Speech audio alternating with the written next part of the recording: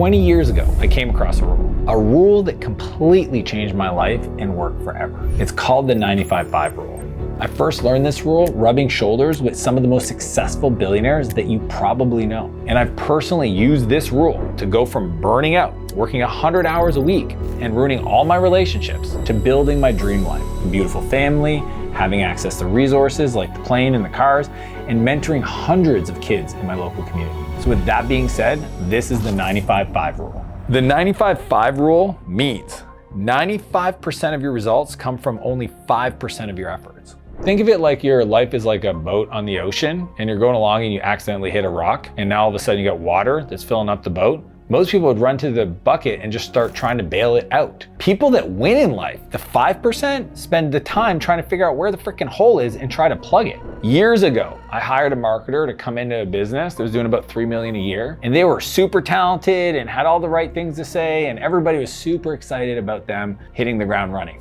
And then 6 months later, we had to fire them. Why? Because instead to stop and doing the deep analysis and figuring out what was actually wrong, they just started getting busy doing things. They didn't have the discipline to do the audit to figure out where the problems were, and then the discipline to focus on what to say no to so that they could actually move the needle. The 95-5 rule is like the 80-20 rule, the Pareto principle, but on steroids. It essentially eliminates the illusion of productivity by saying, what's the one thing that if you knock out of the park, like a massive domino will just knock all the things down and get things moving. If you're truly growing, 95% of your calendar is gonna look completely different in a year. That's how you know you're making progress. If you're still doing this year the same stuff you did last year, probably missing the mark. Which brings us to the question, how do you find your 5%?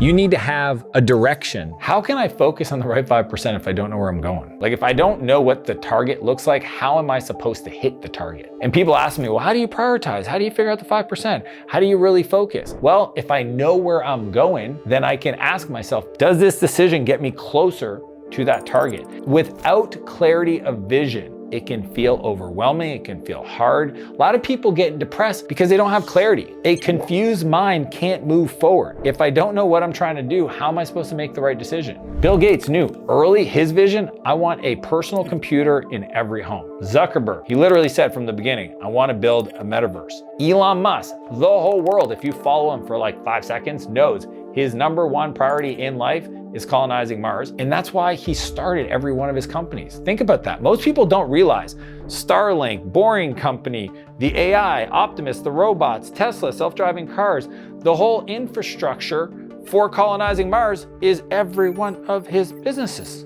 Isn't that crazy? That's the 5%. Even Doge was him going, if I don't help save our economy, all the businesses I've created within that economy could be at risk. I'll go spend 90 days helping solve that problem so then I can go and get back to building electric cars. So think about it this way. The clarity of your vision, what you see, determines the quality of your decisions. If you're clear, your decisions are awesome. So here's what you want to do. Number one, dream big. People ask me all the time, if you can go back and talk to that 20-year-old version of yourself, what would you whisper in their ear?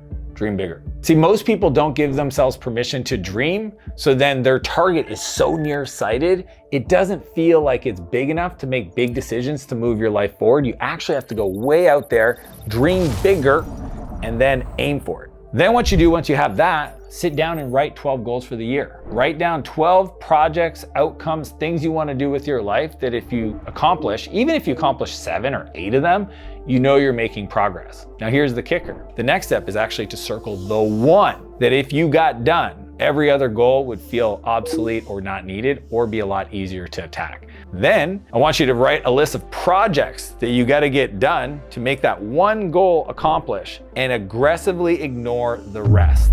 That is how you execute the 95-5 rule. Which brings us to the question, how do you make sure you're doing the 5%? So today I woke up and my calendar is full of only the things that I not only love doing, but they give me the most leverage on my time, which I'll share with you in a second. My dad had this like really original quote he used to say, which was, if you love the work you do, you'll never work a day in your life.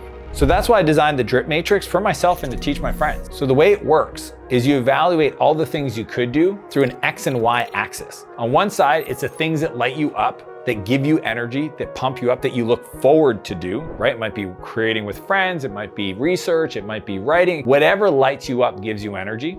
And the second makes you the most money. It has to make you money. Why? Because money is a resource. Money is energy. Money is a battery of storing value you could use in other things. Here's what's cool, is your 5% is in the very top right corner of the drip matrix in the production quadrant. It's in the quadrant of the quadrant that you focus on. And for what it's worth, this may need to change as your life changes. Before I had kids, my life looked completely different. I used to be all about staying up late and getting a bunch of creative work done.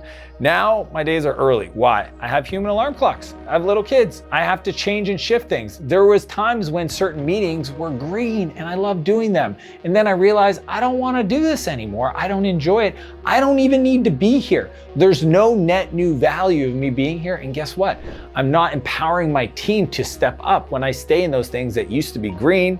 Now they're yellow, sometimes red. So I have to learn to let go and really self-evaluate, where am I focusing my time? As an example, one of my friends owns a dental clinic and he called me the other day because he was like, hey man, I need to restructure my life. I got to understand this drip matrix. And I asked him what was going on and he explained to me the biggest challenge, his bottleneck, was he doesn't have enough staff. That's your 5%. Building a system for attracting, hiring, training, retaining top staff is going to produce the biggest outcomes in your life. Everything else is just things that have to get done, but it's not going to move the needle. Focus there. And the way I keep the main thing is I put that in my calendar first in the morning. The first 90 minutes of every day is working on the project that's going to push everything else forward. Keeping it there till it's solved, not getting bored with it, not getting distracted, being disciplined. Stay with the problem. See, I had this bad habit a long time ago that I used to get bored with problems. I moved on from them too quick and they were never solved. The more I understood the 95-5 rule, I realized that 5%, I gotta stay with it. I gotta do less. I shouldn't start another company. I shouldn't invest in another company. I shouldn't distract myself.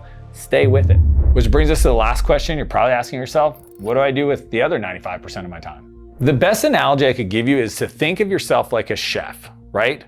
In a kitchen, the chef should only be doing the thing that actually makes the meal world class. He's not sitting there and doing all the prep. He's not cutting all the vegetables. He's not pre-cooking some of the proteins. He literally sits there, the top chef in a kitchen, and things are brought to him. He's done his work. It's called mise en place. He sits there and he does the work and the plates go out the kitchen perfect. You want to figure out how to get your life to the same place where you stay in that flow, you stay in that zone, and have people support you around you, even part-time, even friends, so you can keep creating and pushing your life forward. So that's what you do. The other 95%, think of the 3 Ds. Number 1 is defer. Some stuff that you want to do is just not a now thing. Understanding the right time for the right action is just as important as understanding what to do. Because if you do something too soon, it's not valuable. So postpone intentionally, not passively. You're allowed to defer things to next quarter, next year. Just make the decision. The second thing is delete it. I can't tell you how often I go through, I call it a pruning process, where I just like look at stuff that I'm currently doing and go, I'm just gonna remove that. I'm gonna remove that. I'm gonna remove that. I did that for my morning routine. I used to be one of those guys that get up and had a very structured morning routine. And I was like, I wonder what would happen if I actually just woke up and started to work. Turned out, really good move. Now, do I recommend people start there? No, because they hadn't built the discipline of execution. They didn't even understand what that 5% is. They didn't build the muscle of actually just getting up and working. So if you don't have a process to get ready for work and you're new to this, it'll hurt you. But deleting things, pruning things is a powerful strategy. The third is delegate. And this is why I always tell people to start with a part-time assistant, because most people are not good at this. Most people, when they ask somebody else to do something, it ends up not getting done the way they want it. And the person ends up getting involved and it doesn't save them any more time because they don't know how to learn to let go. The way we do this is we got to hand off with clarity. Define what the definition of done looks like and practice delegating, because it is an art. One of my core philosophies to really get more time back to focus on my 5% is to train, don't tell. See, if I'm telling everybody what to do, then I get stuck in this tell, check, next doom loop of always having people relying on me to get work done. Instead, I train them on how to think this way. That's why I create this content, is because it's for you and it's all the people on all my teams. When you learn to let go, you gotta be sure to train them on how you did it. A checklist is not enough. Some people are like, I have an SOP.